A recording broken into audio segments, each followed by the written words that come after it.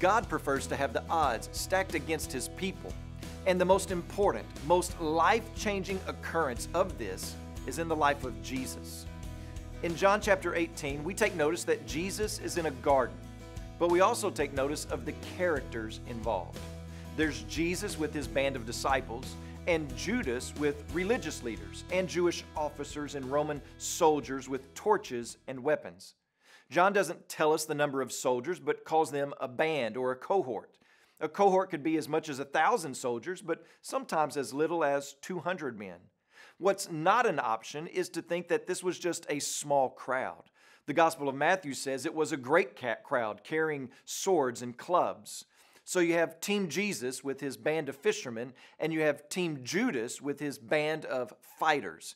This appears on the surface to be an unequally matched, unimpressive lineup card for a fight.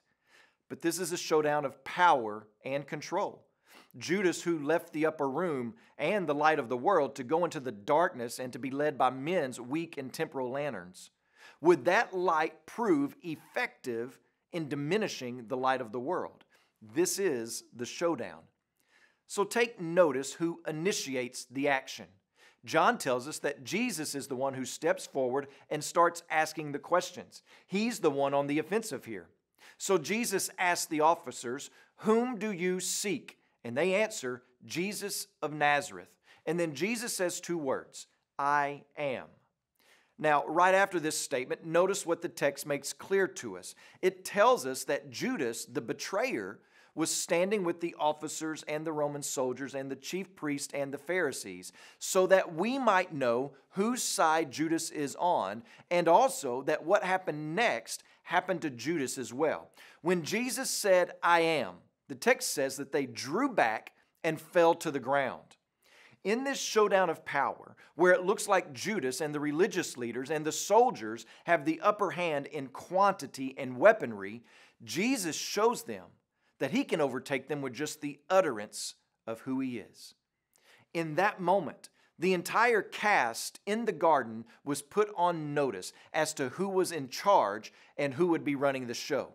When Jesus opened his mouth, it was as if part of Jesus' veiled glory was unleashed and burst through, and the soldiers carrying their weapons, and the religious leaders carrying their pride, and Judas carrying his greed, all of them were rendered powerless.